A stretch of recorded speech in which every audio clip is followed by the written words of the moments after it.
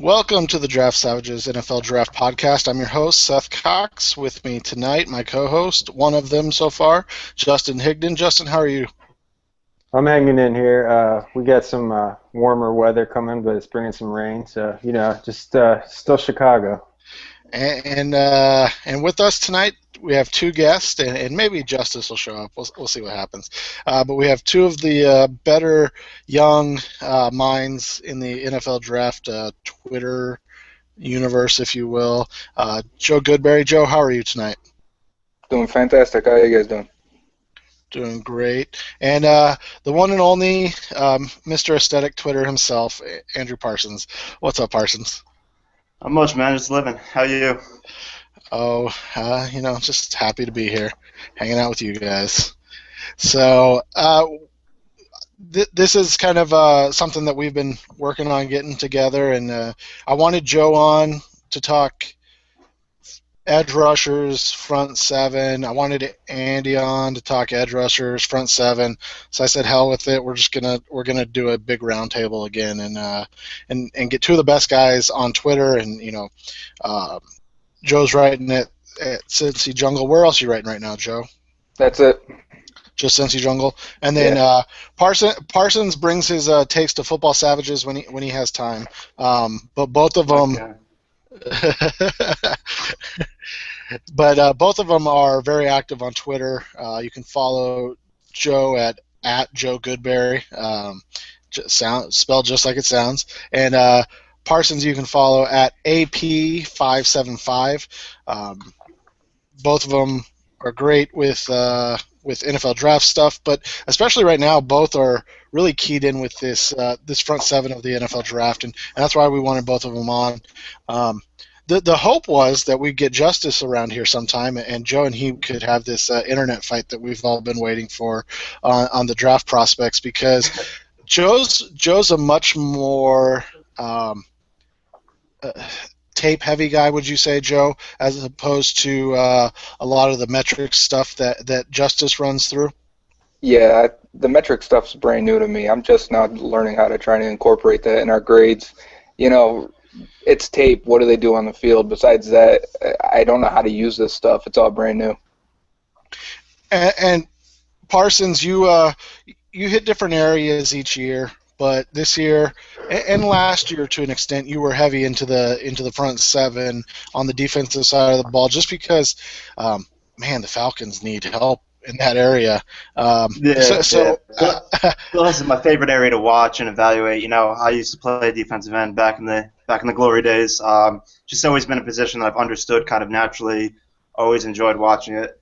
I'd like to try and blend a little bit of what Justice does along with his quote expertise, if you will. So I try and incorporate a little bit of both, but I'm not running T-scores over here. I'm just trying to watch a couple games. I don't even know how metrics work. I tried to open my Excel file and my computer shut down. So I let Justin and Justice handle that. But and Justin, you just finished up some of your scores today, or yesterday, I should say, on these prospects and these athletics, kind of spark scores. Tell us kind of how you finished that up. Yeah, my formula, I call it the UPC, the Unique Performance Calculation. It's basically like kind of a spin-off of a Spark. When I started reading some stuff on field goals, which is the SB Nation site for Seattle Seahawks, they have some really good guys there. Danny Kelly and Zach Whitman, Jared Stanger, and David Husu, who've all been really heavy into this Spark. It seemed to be like something that the Seahawks were using to find like late round kind of diamonds in the rough type of players. So at first I tried to duplicate what Spark does, which is to use the 40 bench press. They use a power ball toss, but kind of replicate it with the bench press, the short shuttle, and a vertical jump. And then I recognized that some of the NFL teams were really heavy into the three-cone drill, and they do the broad jump too, so I wanted to incorporate those two things. So really, it's just kind of a cumulative measure, trying to find out who are the most like the fastest, biggest, fastest, most explosive athletes in a draft, and conversely, I find out who are the worst ones, so to speak. And welcome, Justice Mosqueda, to the podcast. How you doing tonight, bud? Good, can't complain too much. I was taking a midday nap, and Andrew hit me up and was like, "Where you at?" Yeah. I called it. Yeah, no, we all figured you were asleep, so it's okay. Let's get started tonight because I want to get this kind of going in the direction of what's talked about a lot on Twitter, what's kind of been bandied about, and we'll start with Joe because Joe and I are the closest in terms of how we grade players. I won't say how we see players. We see a lot of different things, but I don't use metrics because, like I said, I don't understand how to use them. I'm not smart enough. But my stuff's mostly tape driven. Joe, I know you're the same way. So from just the tape, let's say straight edge. However you guys want to define that, it's up to your interpretation. Give us some of your top edge players, though, Joe. Yeah, I got my board in my hand here on my phone, so. The guy who grades out the highest is Dante Fowler, but I don't think he's the best pass rusher. If you're going to look for the best pass rusher, I think it's Vic Beasley. He brings everything you're looking for, especially since he showed up bigger than we expected, put up good numbers on the bench. But on the field, I think he's got, explosive first step. He gets around the corner better than anybody else. And because of that threat on every play, he brings it back inside and crosses the face of the offensive lineman, and they can't touch him. It's almost like Von Miller at times.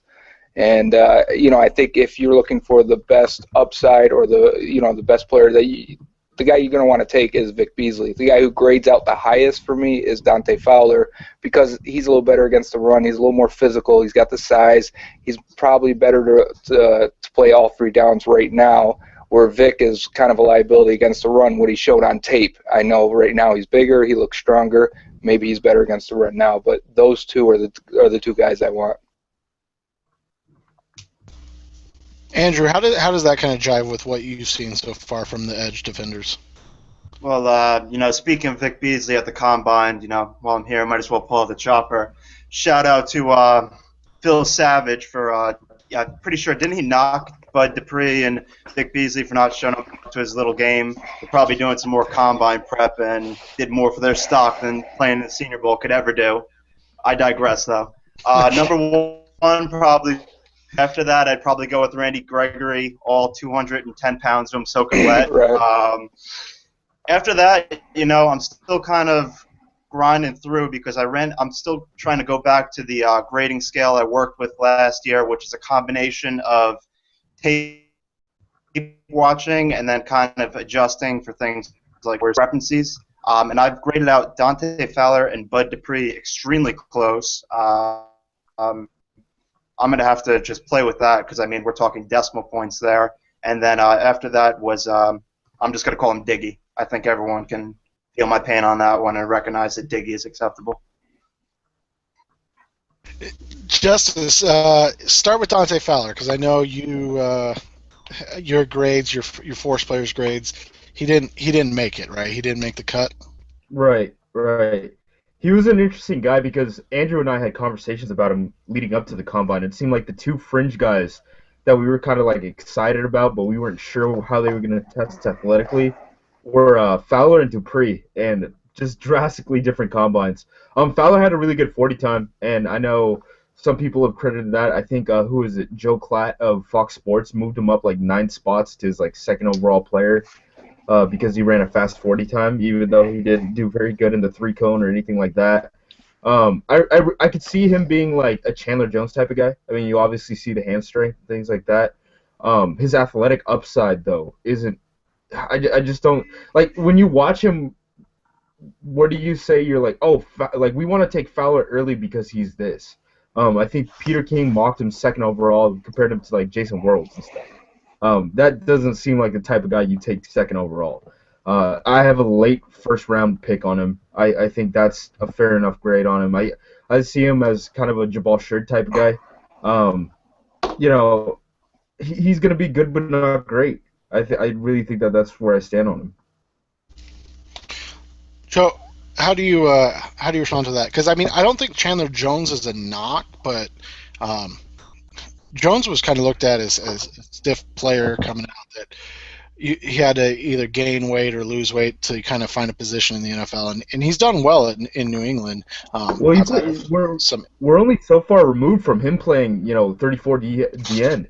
I mean, he was playing there in the preseason. yeah, and he's been nicked up a bit, hasn't he, in New England?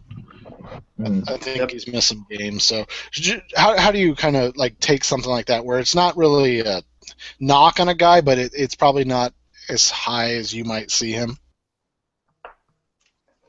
I don't think it's a knock. You want good players. Maybe that he doesn't have the upside, and Justice says that athletically, and I think I think everyone can agree to that. But at the same time, you want to minimize risk, and Justice talks about this all the time. You want to, with tape and on the field, I think there's a lot less risk with Fowler, and I think that's going to be comfortable for a lot of teams to draft him because they know what they're getting, whereas opposed to some of these guys like a Randy Gregory is a complete projection. I think you have to trust in your strength and conditioning program. There's a lot you're going to have to put into him, whereas Fowler, I think you know what you're getting, even if it is limited upside. And it may be a knock for some people that are looking for the home run, but once you get to like the 8 to 15 range, you just want to pick a good player, and different teams are in different situations. Maybe the Falcons just want to pick a good player, a good a guy that maybe isn't the best pass rusher if they miss out on a Beasley or a Gregory, but they want a player that they can plug in today and he plays right away. When you look at the Falcons, Parsons, how do you? I mean, a guy like Fowler, he may not, like you said, he may not be the athlete that Coach Quinn will want, but he can do a lot of different things for Dan Quinn defense. Yeah, when Justice first brought up the Jabal Sheard thing to me, that clicked right away. I think in his first 2 years, Sheard had something like 8.5 and 9 sacks, something like that, when he was at his natural position. But I'm not sure he will ever be the spark plug type of player that Fowler is. You can tell he just brings something a little bit different to the game in terms of his run defense, his tenacity, his effort. I'm definitely not a stickler for those things. I make fun of people for liking those things too much. That's where Justice has maybe a late first, and I have more of a mid first on him. I think he's going to be a more productive player. He fits in well with someone like the Falcons. He's definitely a top 10 pick in the draft, no doubt. On the other side of the coin, Justin, you got a guy like Vic Beasley, who I think every person on this podcast tonight would love him to find a way to their team. Is he kind of what Quinn wants, in your opinion, from that kind of Leo / linebacker position that he's ran some guys through recently? I mean, if you follow Dan Quinn at all from when he came to the Falcons, from his press conference to the few tweets he sent out, like everything with him is fast and physical. I know he's a little bit of a length freak, supposedly. That would sound more like Fowler, because I know Dupree and Beasley had shorter arms. In terms of fast, physical, I think they want a real simple defense, just like in Seattle. Just kind of get after it. I think either Beasley or Fowler could fit in there. It's really who's going to be there.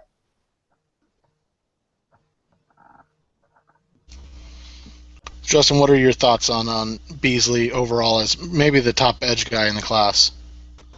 Yeah, Vic is a guy, I know, like Justice and I have been high on him all throughout the process, and going back to last year.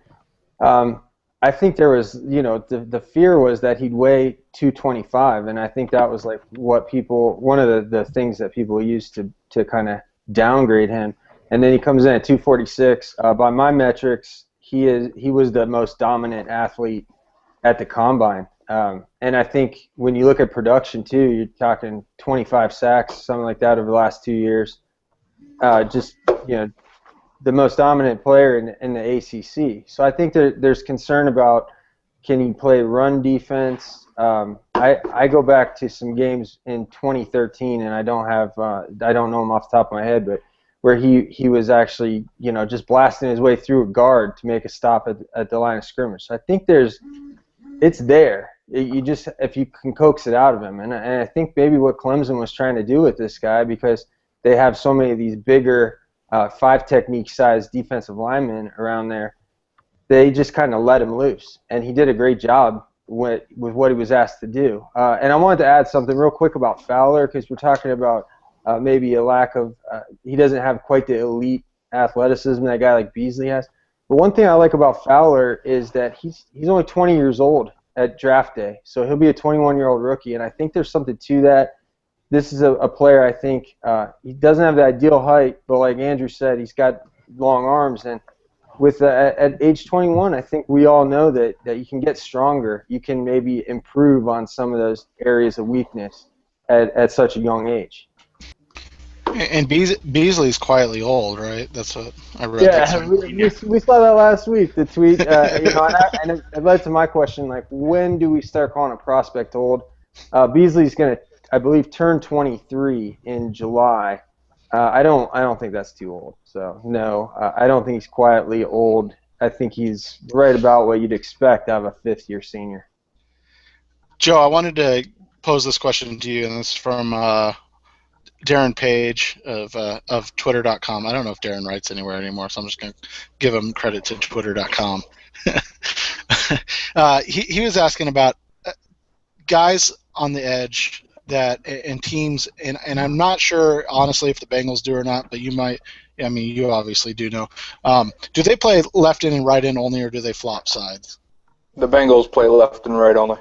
So is Beasley a guy, if you guys have a right end already, is he a guy that can play left end, or is he going to get downgraded on a team that plays left-right end only and then already has a right end in place, in your opinion?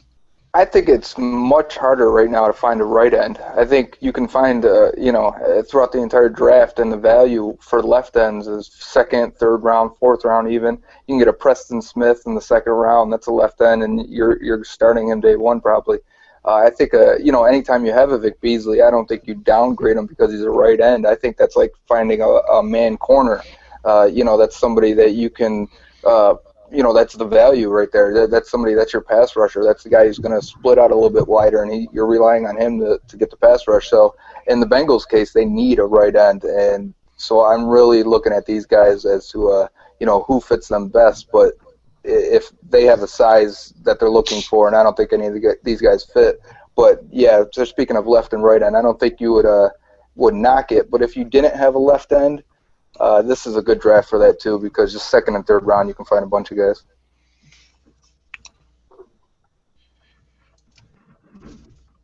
Andrew, for you talked about Randy Gregory, and I want to get into this with all of you guys. But Gregory, what I think weighed 230. Is that what it was? 235-ish.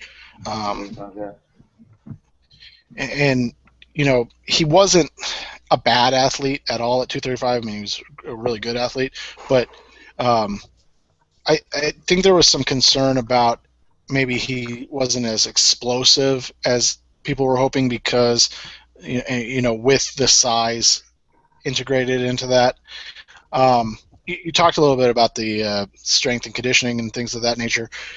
Is he a guy that's going to have to play maybe off ball to start with and then drop down in pass rush situations, or do you bring him in kind of Alden Smith in, where all he does is rush the passer his first year and work him into the lineup that way?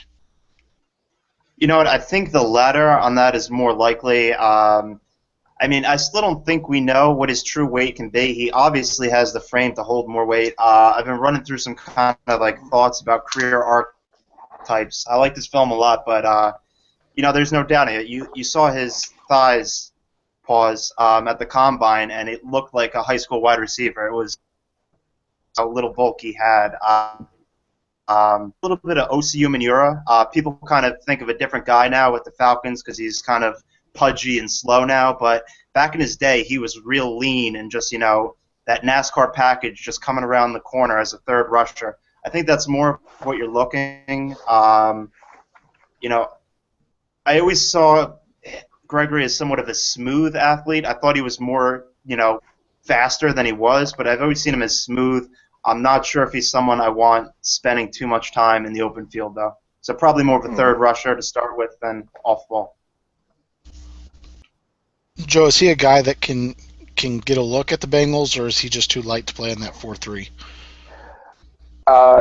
My system that I grade on, it's very Bengals heavy. It takes into account all the things they value at each position. Gregory is my lowest rated edge guy. That's taking out the run stopping guys. I'm talking just the pass rushers, right ends and stuff. He's the lowest out of all of them just because of his at the height he gets the points for the height, but his weight is so below anything they've ever taken at as a regular defensive end. They'd probably try him at Sam linebacker. Michael Johnson at one point got down to 241. I want to say this was 2010 at camp. I remember the initial weigh-ins. It was 2009 Hard Knocks. The initial weigh-ins, they had the weights on the board. He got to 241, and that's at 6'6" and some change, almost 6'7". So that's comparable to a certain extent. Johnson was crazy jacked, though. He was strong as hell, even at 241. So they played him at linebacker that year, and then it wasn't until he got to about 275, 280 where you really saw him have a breakout year. And I think that for the Bengals, they would look for Gregory to gain 30 pounds at least. Justice, in your metrics, where does he grade out if you look at him as more of like as an off-ball prospect? One thing that I've found is that for linebackers, the standard for passing because of the density is so much higher. So I wouldn't say it necessarily that he's better, but I would say that you can get away with less athleticism at linebacker than you can at defensive end, if that makes any sense. Because so much of defensive end is the purpose of these 40 times isn't really to measure speed, it's to measure force, right? So what you're looking at when you're looking at these agility drills, you're looking at their ability to bend through contact. This is essentially how you're measuring this when you take account of their weight. At linebacker, you're moving more through space. So I would say speed matters less in like the weirdest way possible because you're actually moving through space instead of using that speed to generate contact. You're leaning more on instincts since you're moving like short area type stuff. That's probably where I'd play him, to be totally honest. I mean, you're looking at a linebacker. I know Andrew and I have talked about this where we talk about, Manny Lawson and Barkevious Mingo and stuff like that. And Andrew was saying, he's a fast dude with a high motor, so he could be like sneaky good as a run defender and things like that. That's pretty much how I look at him now. Same type of range as Fowler, where you're like, I don't think he's going to be amazing, but I think he's going to be a solid player. If you play him at, you want to play him at Sam, I could totally see you taking, him in the late first or early second. He's your number 2, Parsons. How does that, what do you think of something like that? I still really kind of haven't really wrapped my head around just how ridiculous that combine was. I have to see how much I'm going to change his number. I definitely think he's going to be a valuable player. He's going to be an asset. Would anyone here just think that he gets out of the top 10, though? I personally don't. So No. I think there's he might not even get out of the top 5. I could see the Redskins being a pretty logical landing spot. What to think exactly career arc? I think they obviously the elite upper echelon one you're going to look at is Jason Taylor, but I don't see him being. It's the only way I can put it. I'm still kind of unsettled on where to value him exactly, though. A guy you brought up a little bit earlier, Joe, was Preston Smith, and we had a question on him. I think I go over to my other account. Hold on. And what do you think his best fit in the pros is? You kind of hit it at 4-3 left end, but can he be a pass rusher, or is he a 43 left end to you? I think he can be a pass rusher if you're willing to kick him inside to defensive tackle and nickel. That's where he's going to make his money as a pass rusher, at least. His athleticism, he can't bend around the edge like a normal pass rusher on the edge. But when you kick him inside, that's not an issue anymore. He becomes more athletic than the guard. And, that's when he really looks at his best. And if you're willing to do that, and if that's a position you need, some teams won't do this. Some teams will just probably keep him on the edge and bad teams draft and they do these things and they misplace players all the time. But I think if you kick them inside, you're going to get a good value with them. How did he grade out for you, Justin? He was outstanding. I mean, what he did at the combine at 270 pounds, running a 4.7, all the numbers across the board pretty much were fantastic for him. So I do agree with what Joe said, though. If you watch him, he gets a lot of his pressures up the middle, looping around, even lining up inside. So I think there's going to be some adjustment if a team's going to want to line him up on the edge. But I think he can do it. He's got the physical ability. One of the things that I noticed, and this is probably a function of how they schemed their defense, but Preston Smith only really has 1 year of big-time production at the college level, and that was this past year. Before that, he's just kind of kind of a run stopper, kind of an edge setter, and it almost reminded me if I watch like 2013 tape of him, it reminds me of like watching LSU defensive ends. It's boring. I don't enjoy it. I enjoyed him a lot more this year, and I think when he went out and did what he did at the combine, I think it gives you a lot of if you got a creative mind for defense, if you want to, this is a big, fast, strong guy. You're going to probably want to try and use him a little bit differently than he was used in college, but I think you can legitimately use a first-round pick on him. I want to get to this kind of bend thing, and it's something that Andrew, I think it was Andrew that talked about it on Twitter, and Justice, I think it was the two of you in the conversation together, and I think it was about Diggy that you guys were talking about, and can he bend around the edge, and what were you guys talking about? That's overstated sometimes on like how much a player can bend the edge versus how much they actually need to do it in the NFL for when you're kind of a speed to power type guy like Diggy is. Was that you, Andrew? Kind of a combination between me and Justice. That's something we talk about pretty frequently. I think people overstate that because they're always that's an easy to see when someone's tight coming around the edge or when they're like like real Gumby-like and easily bending around the corner. I think it's overstated because most of the guys with tight hips, they're going to win with power. And more critical for them than being able to bend is being able to win the leverage battle. That's something that Diggy's very good at. He's able to generate a lot of force because he can sink his hips. He can't bend his hips, but he's able to sink them enough where he's able to use his unreal power. That's an area right now where Bud Dupree struggles. He can't bend either, but he also doesn't understand leverage concepts nearly as well. And even though his force grades, I'm sure for everyone, are off the charts, you don't see him generate nearly as much power. So it's more about if someone can't sink their hips or bend their hips, that's a problem. But being Gumby coming around the corner, that's not something that's a baseline requirement at all. With a guy like Diggy, Joe, is he a guy that you want standing up and coming off the edge, or do you think you can put his hand in the dirt in a 4-3 and let him go? I'd prefer him with his hand in the dirt. I think some of the bend, some of the agility we talk about, you do see the tightness in the hips. I think if you're putting him at linebacker, that'll probably expose him a little bit more on a few short drops. It won't be a big issue. Most of these guys that are going to play 34 outside linebacker, they're rushing 90% of the time anyways. I think dropping into coverage gets overstated for these guys. But to talk about being overstated with being able to bend, I think the guys that can't get around the corner on the outside, their inside moves become less effective. They become more predictable at that point because they're no threat to get around the edge. So you don't see offensive linemen overstep any and let them get that advantage back to the inside.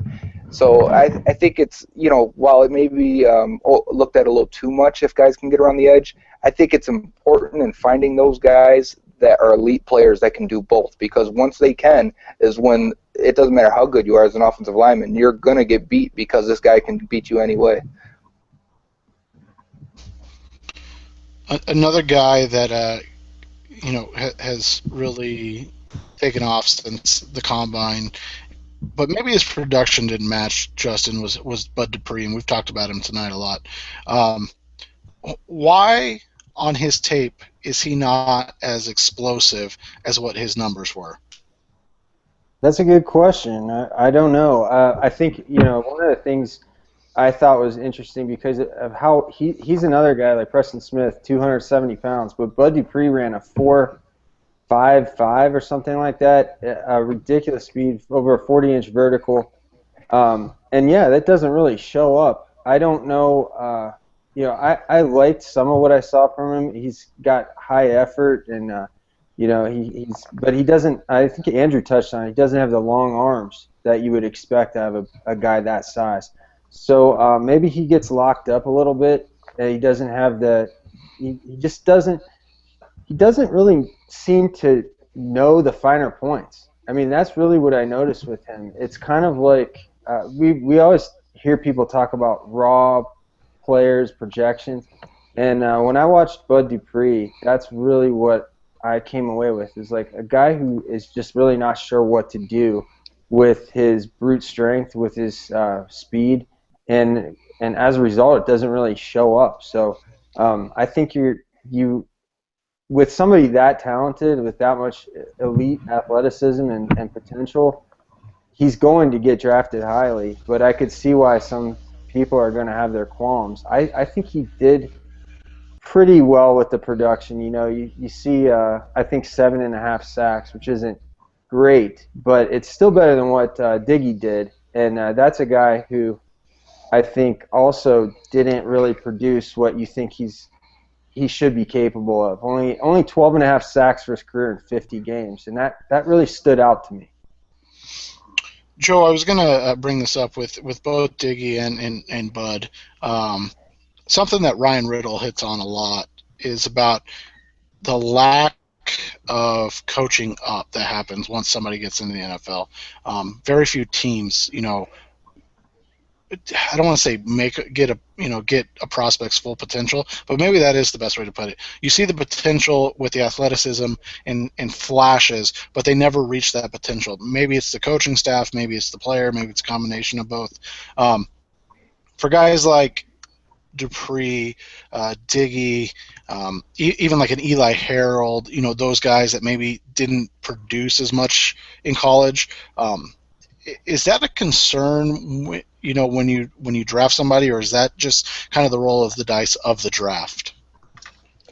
That's definitely part of the roll of the dice. I think, a lot of the upside guys get taken early. It's the guys that are good with upside, the Vic Beasleys that go early, and it's the guys like a Bud Dupree. And we talk about weight so much, and he was 269, but he's the one that looks like he's 225, just because he can't use any of that weight he did without the length and without the leverage, without good hand placement. You see a guy like that, and you go, okay, he's got the body, he's got the athleticism. There has to be some upside here if we can get him if we can unlock it somehow. I don't like the guys that have started a lot of games and still haven't come close to their potential. Those seem like the guys that aren't going to reach it. It's the guys that have played maybe 1 year, maybe a year and a half, maybe 2 years at most that seem to have a chance to unlock the potential. Maybe that's just my opinion, maybe what I have observed. But the guys that have played for 3 years, have started for 3 years, maybe even more, I don't know how much more you're going to get out of them than you've already had before. I think just one more point on Dupree. I felt like I saw this a lot on tape, but I hate to say stuff like this, not knowing, especially for a prospect I like. But Bud Dupree is just not a very smart football player. And you know what? You read the Bob McGinn article that comes out every year, and basically the scout put him on blast and said he's pretty dumb, and he scored like a 10 on the Wonderlic or something like that. So I don't know how teams personally evaluate that, but that's something you have to look at. I think there's a specialized role where you can get a highly productive player, but it's definitely a roll of the dice. You're gonna have to have a lot of faith in your coaching staff. I'm not intimately familiar with everyone's staff, but there's someone if the Falcons took, I'd be extremely happy with, just based on the fact that we have a former defensive line head coach and a good D-line coach. But I can understand where if you're a team that's notoriously not good at developing players, say like the Redskins, for example, you'd be very weary of that pick. Anything else on the edge, guys? I know that's probably the second biggest debate outside of Mariota Winston, which we shy away from on this podcast as much as possible because Justice is an unrelenting homer. But we going to talk about Shane Ray at all? Yeah, I'd like to talk about Shane Ray. Pick Shane Ray. Oh, all right. Yeah, exactly. All right. Go ahead. Get us started on Shane Ray. No, he's just not very good. He's just not very good, and I just want to remind everyone that there were people saying that he might go number 1 this year. Yep, that was a thing. Wait, was definitely a thing. That was a thing? Where was I? It was definitely a thing. I think Top 3 it was was popular, then it became number 1. I think there's still people mocking him in the top 5. I think I just saw him to Washington in a mock draft today. So Yeah, Pauline but wants to break Andrew's heart. Like Pauline keeps Yeah. saying that the Falcons are going to take him. I would not like, be shocked at all, and it would just be hilarious. Another draft day meltdown would be great. is He Shane really Ray got left behind in the combine, didn't he?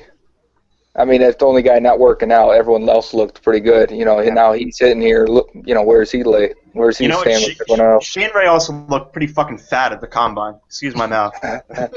We're already explicit on that. He's a pudgy motherfucker. Andrew says he looks fat, and the dude weighed in at like 240. But God. Andrew's part of Aesthetics Twitter, so he's got a. I have to chime in on these things. Yeah. Just like Henry Anderson, real good football player, but he looks like the beer league superstar, MVP of the beer league with his farmer's tan and beer belly. Anything else on the edge players in this draft, Joe? No, I don't have anything else. I think we covered it. I do like Eli Harold, though. As all the athlete guys, once you get past the first 2 or 3, if I'm going to take a guy in the late first, maybe early second round, I would take an Eli Harold. I think, he flashes so many athletic plays, and I don't just mean athlete-type plays. I mean football athletic plays where he's chasing a guy down from behind, where he's making a play in the open field against the run. Maybe he's just his hands land sometimes, and sometimes they don't, and I think he's very inconsistent that way. But the flashes of the upside are there, and he's a guy I would gamble on. And I may take him over Bud Dupree because he's a guy who hasn't learned to take that next step, whereas at least I feel like with Harold, I don't know that he can take that next step. See, Harold scares the crap out of me because I went back and watched him after I saw his combine numbers, and I'm like, okay, so he's really fast. I mean, that's very obvious. And then you flipped on that FSU game, right? Oh my It's god! terrible. Oh my god, it's so bad. That was bad. Cam Irving, It's and he terrible. just bounces off. Yeah, that game scared the crap out of me, and I was like, oh Yeah. no, it's not gonna end good. You know what, Okay, based great. on that one, I would lean a little bit more towards what Justice is saying, but you actually mixed it up earlier, Justice. I said he's someone like Mingo, who could, even though he hasn't lived up to his pass rush billing, I know he's been hurt and whatnot, but he's actually a much better run defender just because of how fast and active he is. He's someone I could see being a piece, just based on that, but I'm not in love with him at all either. We had one question, and we have multiple questions, but we have one more question on the kind of edge rushers. Which edge rusher is the best fit at like a 3-4 outside linebacker, in your opinion, Andrew? That's not something that's really important to me. Obviously, we kind of touched on that. I don't know who asked that question. Not one of your better ones, whoever picked that. But I guess Gregory, just because he's a wet blanket, and I don't know. Let's go with Gregory. Joe, what do you got? They're all. I only consider the edge guys as the 3-4 outside linebackers or right defensive ends. I think the game is nickel either way. If you're worrying about 4-3, 3-4, you're 5 years behind us. Before we move on, I just want to give out one shout out to my friend Anthony Chickolo. I think he's going to be a very nice little player for somebody in round 3. I'm biased towards Miami guys all the way this year. It's the only year it's going to happen. Nice hat, Justice. But I think he needs some love in this. He's a guy that we've talked about a little bit on here about. He showed up at the combine, and I don't want to say surprised, but I think people after he was the Shrine game where he kind of dominated, wasn't it? Yeah, he was down at the Shrine game. kind of opening eyes at practice, and I think that's where everybody started to realize, like, what the hell is Miami doing with this guy? This guy could have been so much better than what they were letting him do. And then he was in the game, kind of wreaking havoc. So I remember during the Shrine game, which was just a dreadful thing to watch this year.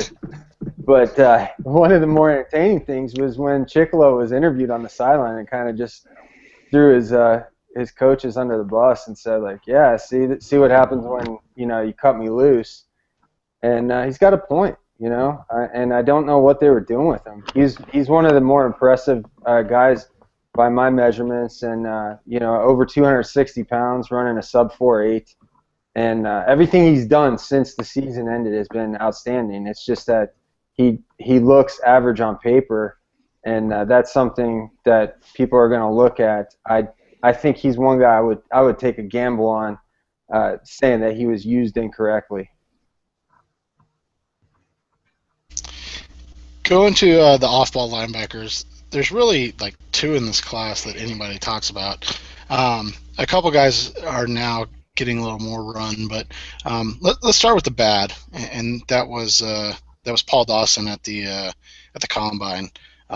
Those were numbers that I'll probably put up in a couple weeks here after I keep working out. So get ready for this AFL combine over here. No, I'm just kidding. But you have a guy that didn't look that unathletic on tape, and then he goes and posts just pedestrian like numbers. Joe, we'll get your take on the tape, but Justice, let's start with you and your force players. He's not even close, right? No, he had a very bad combine. Yeah, to say the least. But I would say I'd revert back to saying I'm not sure how much these numbers really mean for linebackers, because a lot of it's based on instinct and short area quickness. So, I mean, that 40 time does translate to how fast you're going in short areas. But I think how quick you're able to react to a play can easily make up for the speed that you have. And I think Dawson kind of displays that. That being said, I mean, it sounds like his character concerns are, like, consistent but not terrible, where it's just, like, late to practice, that type of stuff. I talked to a scout last week, and he was like, yeah, I brought up him to Green Bay, and he, like, laughed. And I was like, what? He's like, Ted's not taking a guy like that. It's like, okay, well, guess that kind of confirms, like, what everyone else is saying. Joe, what did you see on tape, and how different was that from? I mean, everybody was surprised, but how different was that from what happened at the combine? Sure, it was surprising, but I don't think 4.9 is surprising. Don't get me wrong. But when people were starting to compare him to like a Telvin Smith and things like that, just because he plays in space doesn't mean he's athletic. I think sometimes we watch on tape and a guy, these they're playing against a spread offense. These guys are running around in space all the time, and we assume they're athletic. I expected him to be a little less, explosive than what some of the people were putting out there before the combine. I didn't expect 4.9, of course, but like you want to compare him directly to some guys that are better athletes, like a Shaq Thompson. He plays faster than Shaq because linebacker takes instincts, it takes awareness, it takes your reads. There's so much that goes into it mentally. You just have to have a natural feel for playing linebacker, and Dawson has that. His short area quickness, he can build up his momentum very quickly, and that's something like Denzel Perryman can't do. And so while he may have run that slower 40, I think it shows more about his character than what it actually shows on his field, because you see him that tweet after, whatever a tweet means, but he's like, I'm a football player, I'm not a track athlete. Yeah, but you're out there competing. Don't you want to compete at everything? Don't you want to be the best at everything? That's how I look at it. And you hear these reports, and it piles onto everything. It just makes you concerned with that side of him. Andrew, have you watched Inside Linebackers? Am I allowed to talk to you about this? Yes, I've seen him. Actually, my first introduction to him, my introduction tweet was, I think Draft Twitter is really underrating Phil Dawson. Phil Dawson, of course, is the kicker, but you know what? They're pretty much the same athlete. Spiderweb looked like a freckle on a child. It was ridiculous. He's, you know what? I actually did see a lot of those deficiencies on tape. It's not overwhelmingly apparent, but he is slow in his transitions and change of direction. What he is very good at, I think, though, is dancing around blocks. You know, you're not dealing with really sophisticated offenses out there. You know, I know he got a lot of billing for being instinctual, but I don't think, I've been putting Josh on blast for this since he said it. Comparing him to Levante David is absolutely ridiculous to me in terms of instincts. Levante was otherworldly. I don't see that from Dawson at all. You throw on the Baylor tape, that's somewhat new. I watched that this afternoon. Within the first 5 plays, you see him get outrun and then juked in the open field by Bryce Petty, who ran a similar 40, I think. So, it does show up on tape. Yeah, and he's just an embarrassment to the combine. Yeah, that's all-time bad. I want to touch on his I'm glad I was able to pop off a nice joke at his expense, too. So thank you for setting that up for me, Dawson. I want to touch on his combine results here real quick, guys. Paul Dawson's results, when I put him into the UPC formula, he tests out in the same area as stalwarts like Kalen Clay, Braylon Hurd, Colorado State linebacker Aaron Davis, Memphis guard Al Bond, and some kick returners, Christian Jones and Marcus Murphy, who ran in the 4.6s. So this is a guy who, if you had no exposure to Paul Dawson, and we already know that NFL teams flat out strike players off the board sometimes because of poor testing, right or wrong, we know it happens. And this is a player who, if you had no exposure to Paul Dawson, the linebacker, or Aaron Davis, the linebacker from Colorado State, and you look at their test results, they look like the same player. I was pretty, I like Dawson pretty well on tape, but when I factor these kind of results in and minimizing risk and that being your goal, I don't think I could pull the trigger on a player like this until a 3rd round, like, compensatory pick range at the earliest. He's a day 3 pick. Yeah, I mean, some guys are going and saying 7th round undraftable. I don't think he is a 7th round player on tape, but you have to factor this in. You can't ignore this. This is ugly.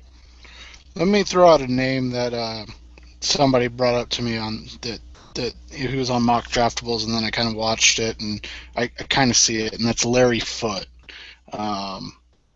Linebacker for the Steelers, never really great, but always somehow in the NFL for the last decade, 12 years.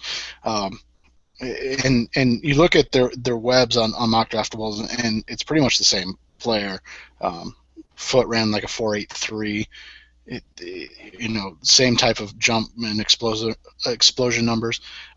Is that kind of where he's at now after we had heard Levante David type talk beforehand? Is that what he is now, a 4th, 5th round inside linebacker prospect, kind of only maybe in a 3-4? You really don't want him on the edge in a 43. Is that what you see, Andrew? I mean, if I'm not mistaken, isn't Larry Foote, if he doesn't retire, he's about to be a coach? That's right, for the Arizona Cardinals. And and Dawson can't even show up to practice on time or they don't show that in the Slater chart. So so I don't think he's not. I wouldn't touch him until the 6th round, maybe. He's just bad at this point. There's just too many things stacked up against him. I don't like to take character into consideration too much, but when you're a piss-poor athlete, you have numerous reports from everyone. You don't need super in-depth sources to find people knocking Dawson and exactly what he did. And as Joe said, he doesn't appear to have a very good attitude about it either.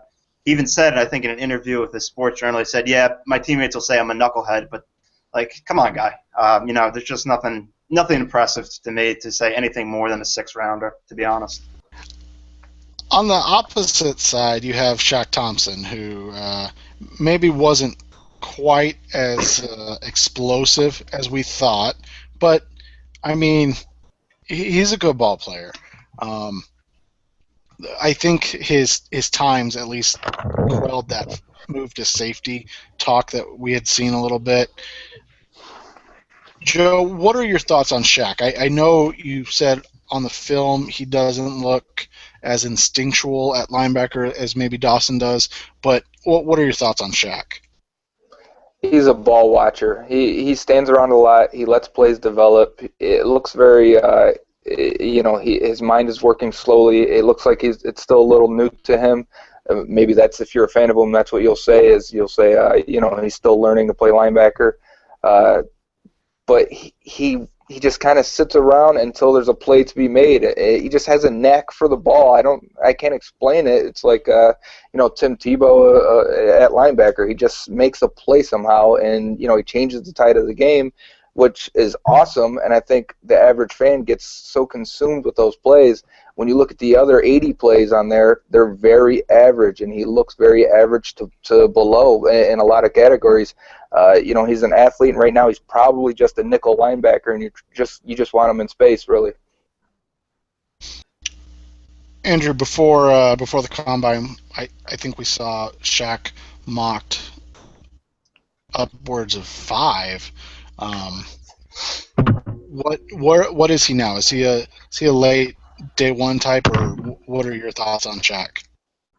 You know what? I would roll the dice probably late round 1. Anything top 15 is a little bit wild to me. He's a talented player. I agree a lot of what Joe said. Kind of going back, we talked about this on Dante Fowler. If I'm not mistaken, Shaq just turned 20 like a month ago, maybe a little bit more. But he's really young. He's obviously, with the baseball and everything, he's obviously a prodigy of sorts. Probably a little bit more dynamic than he showed up on tape. If I'm not mistaken, there was some discrepancy potentially in his 42. I think they compared him to, they did one of them, and he looked faster than his time. Late 1, early 2 seems like a pretty perfect range. I think the most logical comparison to me is something that popped off right away. Thomas Davis for the Panthers. Similar profile, beefed up, got more instinctual as time went on, and became a very good player in between blowing up his knee like 6 times. But I think that's what you're looking for with your upside. I agree with Joe's assessment. I think late round 1, early round 2 is a sweet spot. Justin, were you surprised by his numbers at the combine? No, I'm more surprised that you said he was at the 5th spot in a mock draft. I think it is the Redskins. So. Yeah, well, we don't know what they're going to do, so That's right. we're mocking everybody to the Redskins that we're not really crazy about, like Danny Shelton. But with that, I think what you guys are saying. Joe was really spot on. I think ball watcher. I hadn't thought of it in that way, but if you think about the plays that he makes, like scoop and scores, he's just kind of standing around the pile, and the ball pops out. He picks it up. He scores like 3 or 4 defensive touchdowns this year, and it looks great on the highlight reel. But nobody. I don't know if any prospect this year was done a greater disservice than Shaq, because he's being yanked in and out, offense, defense, for entire games. He's being played at running back. There are, Dan Jeremiah has mentioned it several times on Twitter that he's talked to personnel people who want to grade Shaq as a running back. I disagree with that. I think if you're putting him at running back, you're banishing him to like the middle to late day 3 range. And as a linebacker, I think you can develop him. He certainly tests and looks more like a productive linebacker than a future running back player. So I would put him as a day 2 pick, but I don't think I would go first round with him. I think there's too much work to do, and like both these guys said, his instincts need some work, and I don't know that how well that's something that you can develop. A guy that's been talked about in the first round, all of a sudden, Justice. I'm going to butcher his first name, but Stephen, I don't know how they pronounce it. The kid out of Clemson, inside linebacker, all of a sudden getting talk in the first round. I never saw it. I saw Joe do some Vine work on him. I think it was last week. Where is this coming from? Is this just a dearth of inside linebacker talent, so we're trying to push guys up that maybe fit the mold more? Yeah, I think so. And he had a really good combine. I mean, he ran what, a 4.56 or something like that, and he almost ran a sub 7 three cone and almost ran a sub 4 20-yard shuttle. So, I mean, athletically, he did very, very well. On the field, I'm not sure you see all of that, but I definitely would take a shot at him and try to develop and get that out of him. Right at first round, man, that's high. I don't think there's a first round linebacker except for Shaq Thompson. When we're looking at off the ball guys at least. Um, I really wish Perriman would have done better because I think I would have taken a shot at Perriman at the end of the first. But with his combine, I just don't even think it's worth it. Stephon Anthony's probably a guy who's going to go like in the third round or something like that. Unless something crazy happens between now and then when people start digging in and they start seeing more and more.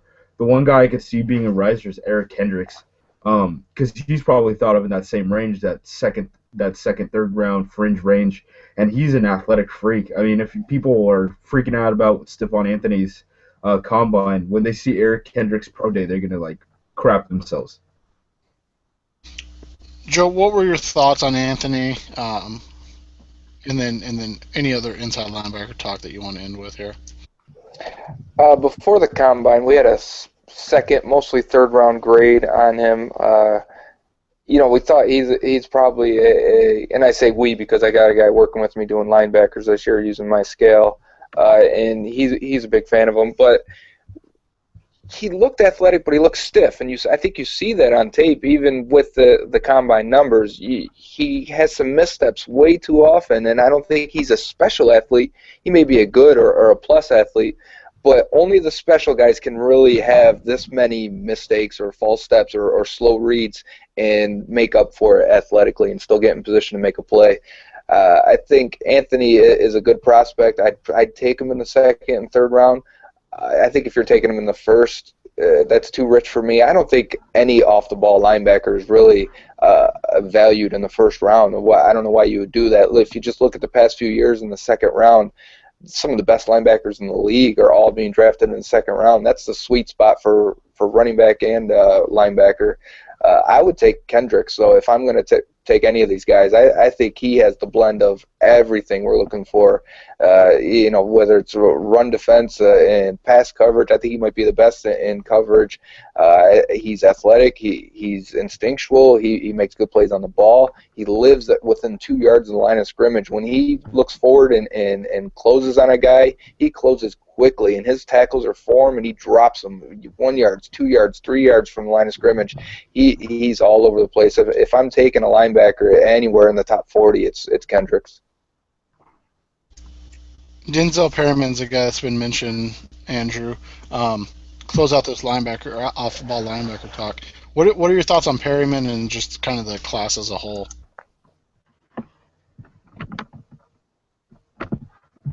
Oh, was that addressed to me? You were cutting in and out a little bit.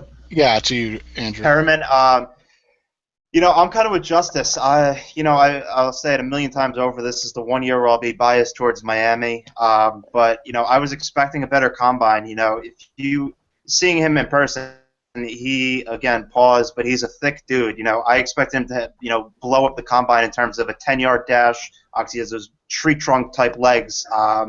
I expected a much better broad vertical. I expected all of that from him. Then you go and look at the tape. I don't think he trusts what he sees a lot. I think he overestimates his athletic ability a lot. Because you see him when he's able to square someone up, it looks like Ray Lewis. But the rest of the time, I've seen Joe and I think Alan Dumondrick say this a couple times. The rest of the time, he's looking like old Ray Lewis, who was overrated and pretty much a product of what was in front of him.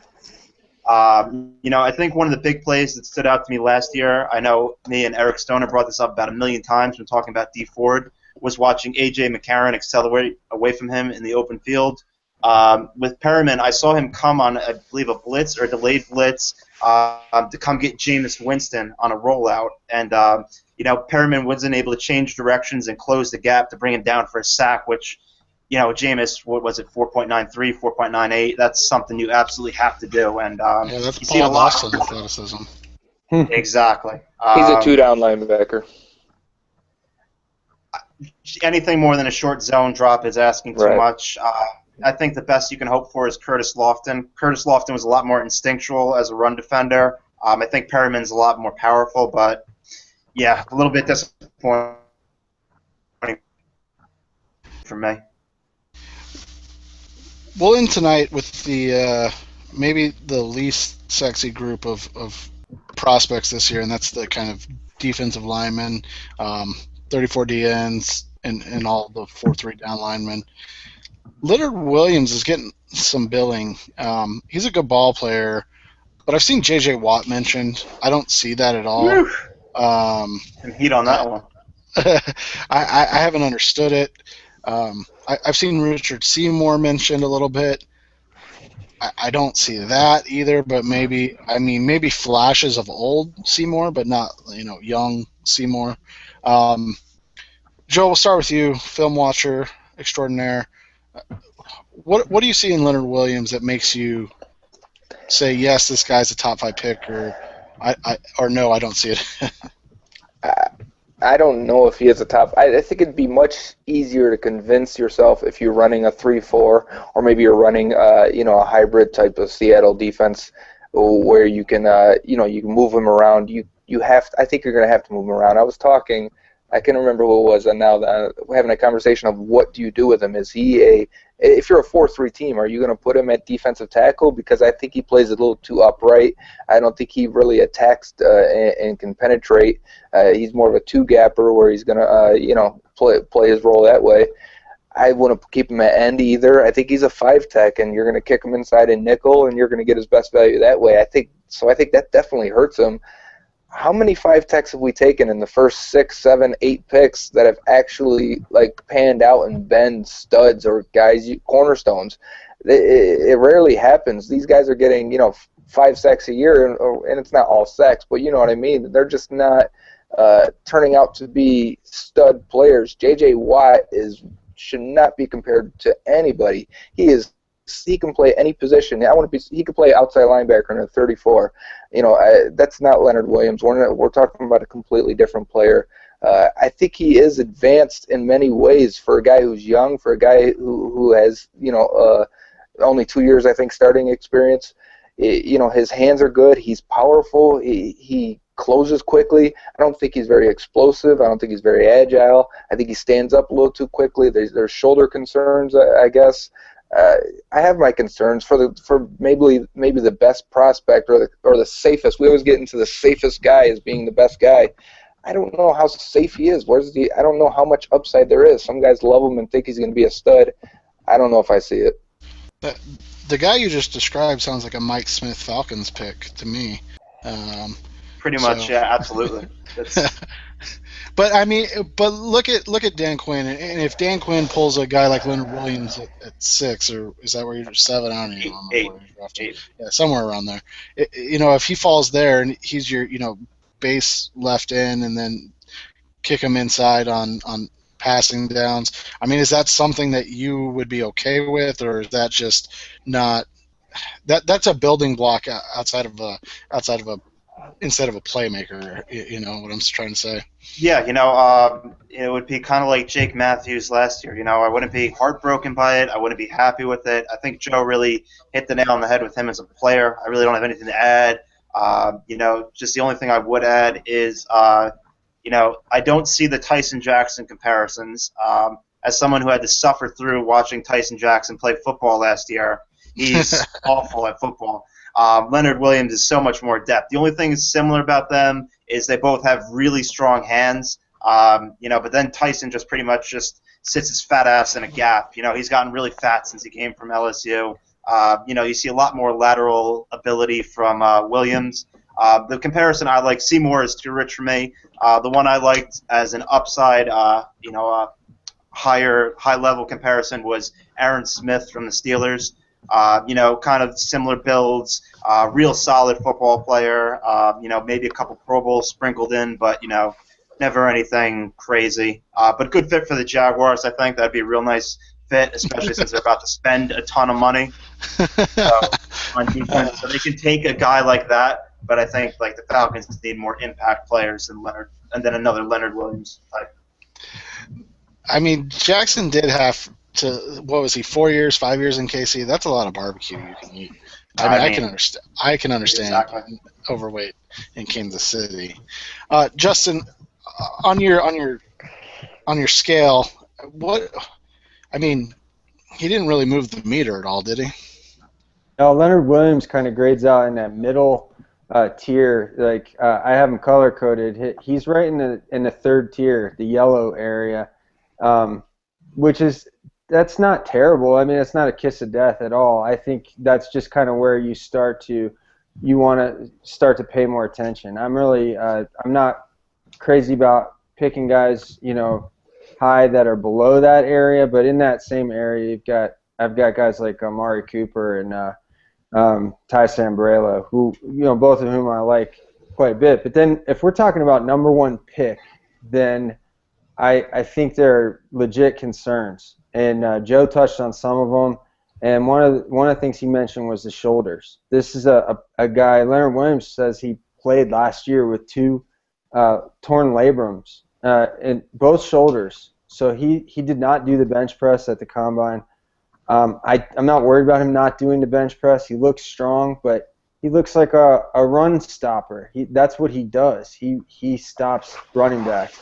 And, he'll get the occasional sack. He's hustling. But I've seen him ranked as an edge player, and that one is just I don't understand that.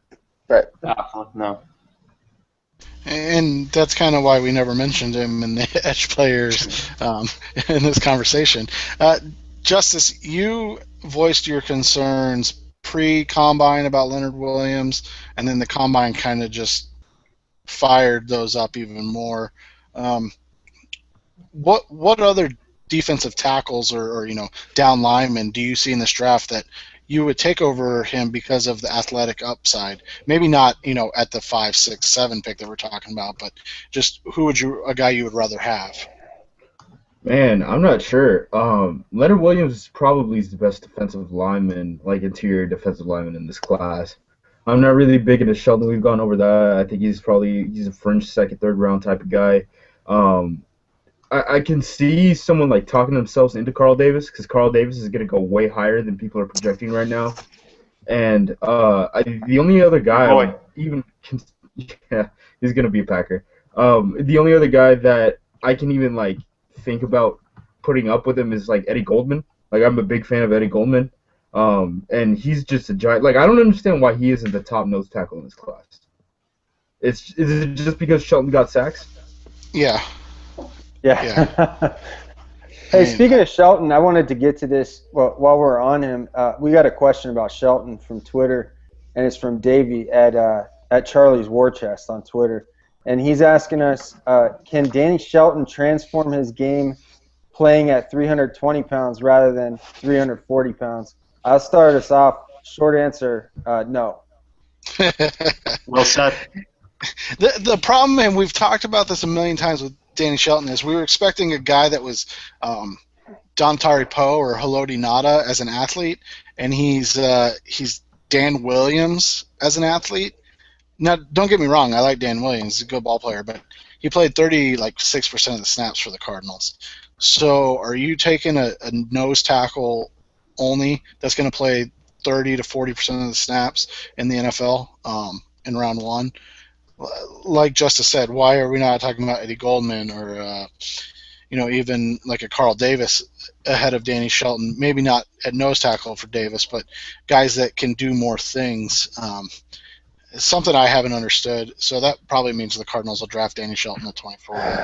I'll just have to get over it. So that'll be fun. Another thing is, I mean, Shelton went through a workout process to get his weight down. I mean, that's essentially what he's been doing since he's been out of school. This 340-pound Danny Shelton, that's as light as he's going to be in his NFL career. 365, he looked.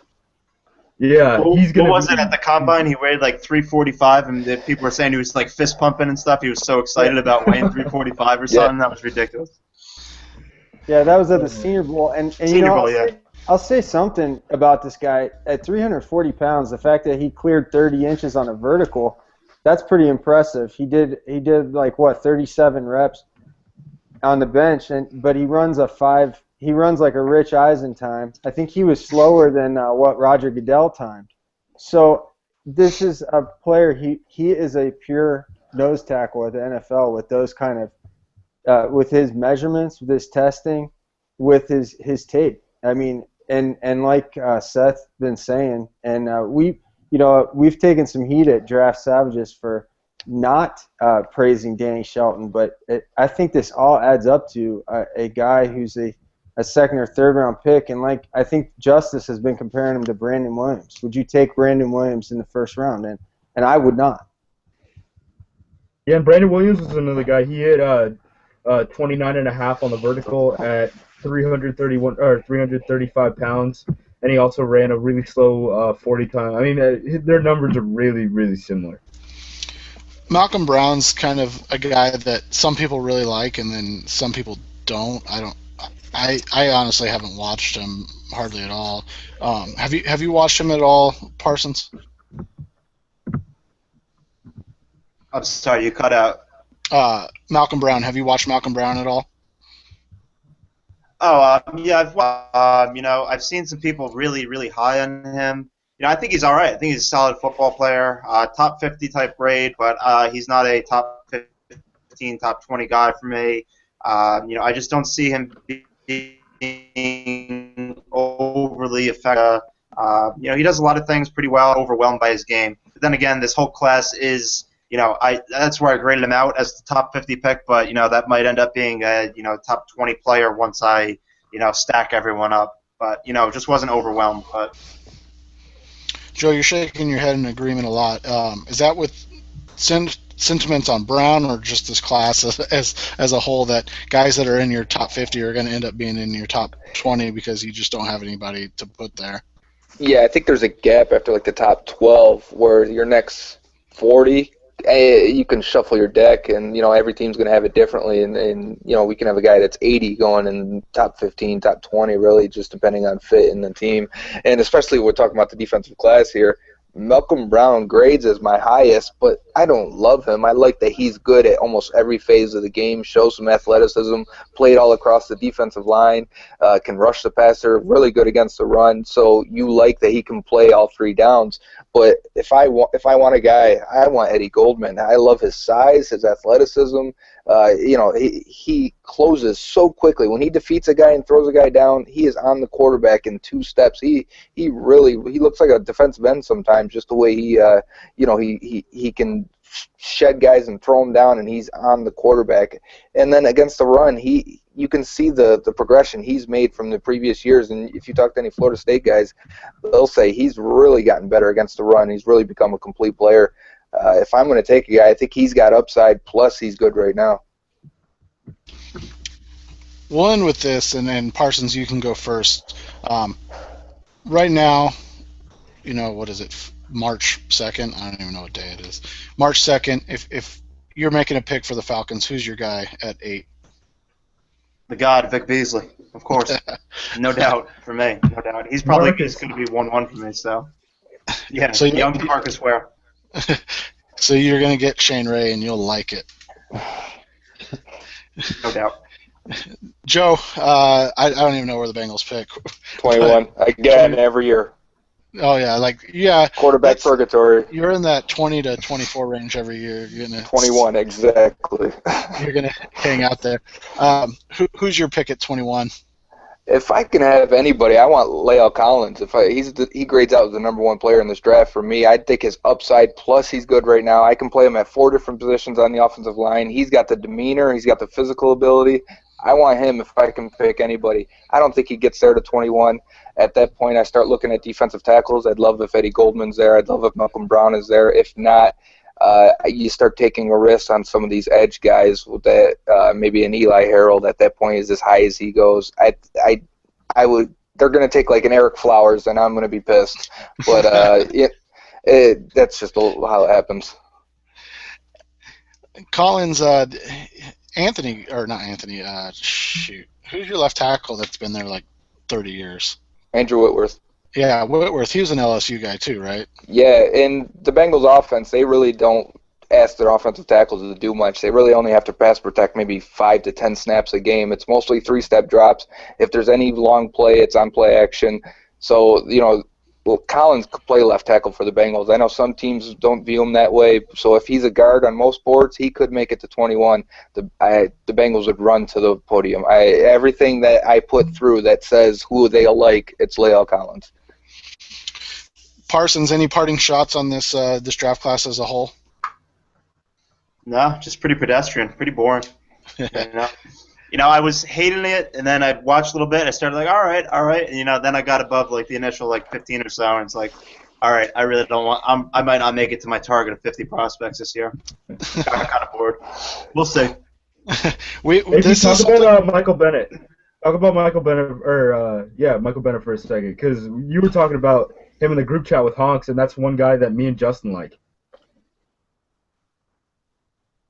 Yeah, I think are we like the only people who see Michael Bennett as a first-round pick? I mean, I know that people were kind of down on him early in the year, but if you watch the last 4 or 5 games, which was the same games where people wanted to take Cardale Jones as a first-round pick, Michael Bennett's over on the defensive side dominating, and before that, I think it's not always exciting, but he's did a lot of facilitating earlier in the year for Joey Bosa, and toward the end of the year they had to kind of shift their attention. Teams had to shift their attention over to Bosa. That left a lot of opportunities for Bennett. I think he's kind of undersized, and I think that's why people aren't crazy about him. But he's gonna go work out at he chilled out at the combine with his whatever injury, and then he's going to go work out and blow it up at Ohio State Pro Day like they do, because that's the fast track. They've got the strength coach. He's going to look pretty good, I think, when all's said and done, and it's a guy I think more people should be talking about. Yeah, agreed, absolutely. No surprise here, but Stephen White did a really good article on him. I watched 2 games like an hour before I came on here. Then I searched him to try and find his combine stats. I didn't realize he hadn't worked out. Saw that article, and it's kind of funny because I watched the Michigan State game first, just like Steven did.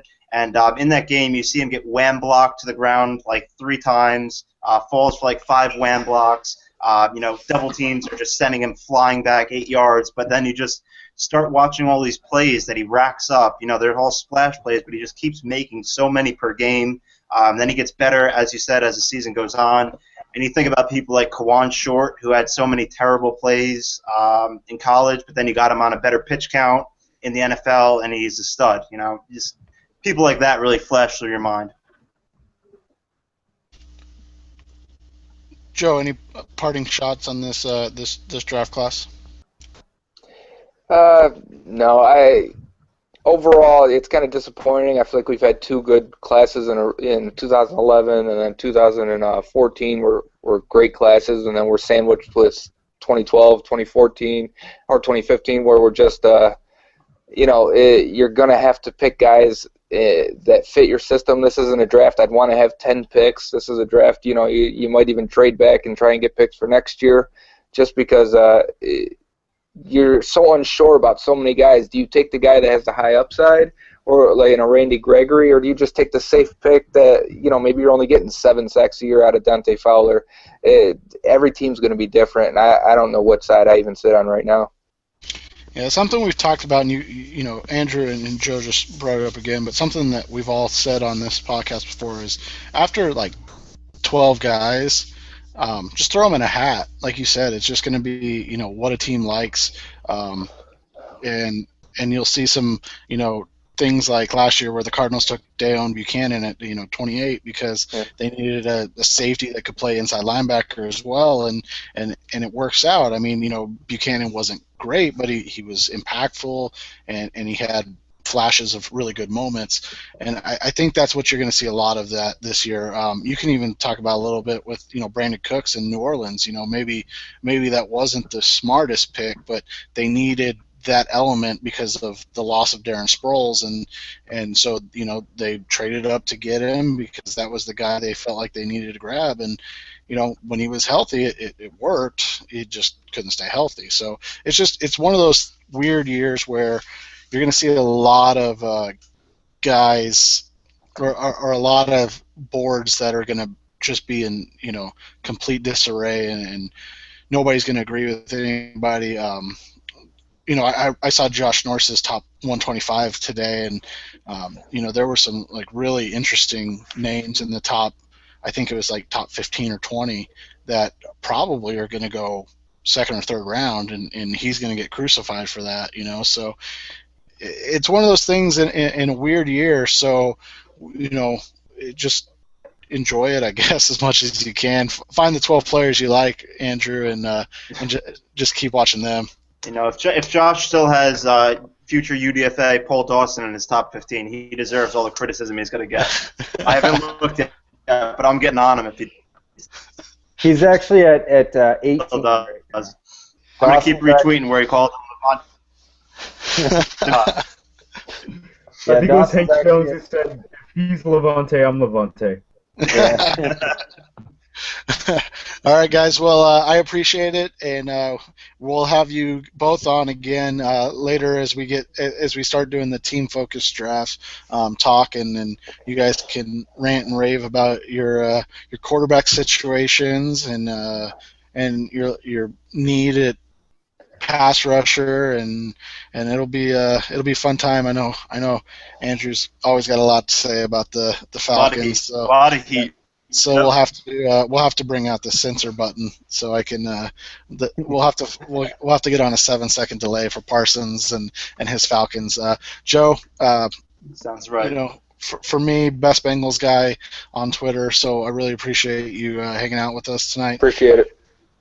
Justin Justice, we'll do this again next week. I think we're going to have Ian Wharton back on and talking DBs and finish up this draft prospect talk so we can finally get to team specific after free agency starts and the Jaguars and Raiders sign everybody. So, real quick before we get out of here, just want to thank everyone for listening out there. Remind everyone that you can subscribe to us at Draft Savages on iTunes and Stitcher.